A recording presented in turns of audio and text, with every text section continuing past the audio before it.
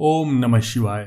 गरुड़ पुराण और हिंदू धर्म शास्त्रों में ऐसा उल्लेख मिलता है कि हर जीव का पुनर्जन्म होता है, यानी वह फिर से जन्म लेता है।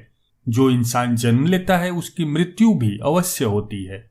गरुड़ पुराण के मुताबिक मृत्यु के बाद मनुष्य को कौन सा जन्म मिलेगा यह उसके पूर्व जन्म के कर्मों पर ही निर्भर करता है। गरुड़ पुराण में बताया गया है कि जब किसी व्यक्ति की मृत्यु होती है तो यमराज के यमदूत उसे अपने साथ यमलोक ले जाते हैं। वहां उसके अच्छे और बुरे कर्मों का हिसाब होता है और उसी के आधार पर यह तय होता है कि उसे किस योनि में नया जन्म मिलेगा।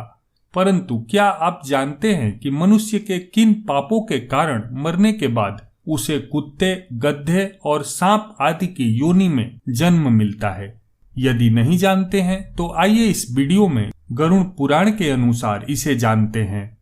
गरुड़ पुराण के अनुसार अपने मित्र की पत्नी से संबंध बनाने वाला व्यक्ति घोर नरक में जाता है। फिर वहां उसे पहले भेड़िया, फिर कुत्ता, गिद्ध, सियार, सांप, कौवा और अंत में बगुला की योनि प्राप्त होती है।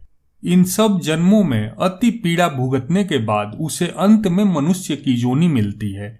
बड़े भाई और अपने पिता का अपमान करने वाले व्यक्ति को कौच नामक पक्षी के रूप में जन्म लेना पड़ता है। इतना ही नहीं, 10 वर्षों तक उसे इसी योनि में रहना होता है। फिर उसे मनुष्य के तन की प्राप्ति होती है।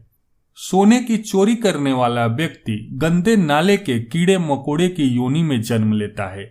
वहीं जो व्यक्ति चांदी के वस्तु की चोरी करता है उसे कबूतर की योनि मिलती है। इसके अलावा देवताओं और पूर्वजों को संतुष्ट किए बिना मरने वाला इंसान 100 साल तक कौवे की योनि में जीवन व्यतीत करता है। उसके बाद मुर्गा और फिर 1 महीने के लिए सांप की योनि में रहने के बाद उसके पापों का अंत होता है। तब जाकर वह मनुष्य के रूप में जन्म लेता है। साथ ही जो मनुष्य स्त्रियों की चोरी करता है उसे अगले जन्म में तोते की योनि प्राप्त होती है। वहीं जो व्यक्ति किसी शस्त्र से किसी की जान लेता है उसे गधे की योनि में जन्म लेना पड़ता है। उसके बाद वह हिरण का जीवन व्यतीत करता है और फिर उसकी हत्या भी किसी शस्त्र से ही होती है।